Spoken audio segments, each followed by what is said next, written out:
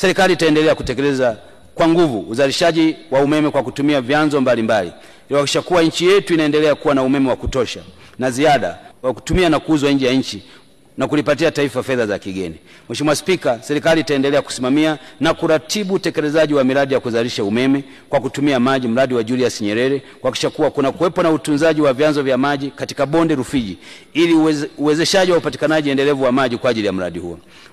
Uendeshaji wa ufanisi wa mitambo, kukamilika kwa ujenzi wa ghala la kuhifadhia vifaa katika kituo cha kupoza umeme cha Chalinze na malipo ya retention kwa wakandarasi na washauri elekezi wa mradi wa Julius Nyerere, pamoja na njia ya kusafirisha umeme ya Julius Nyerere Hydropower Project hadi Chalinze na kituo cha kupoza umeme cha Chalinze. Mheshimiwa Spika, miradi mingine ya kuzalisha umeme itakayotekelezwa mwaka 2025 na 26 ni pamoja na mradi wa Maragarasi wa megawati 49.5, mradi wa Kakono megawati 87.8, Ruhuji megawati 358, Rumakali megawati 222 na mradi wa kuzalisha umeme wa jua wa Shinyanga Kishapu megawati 150.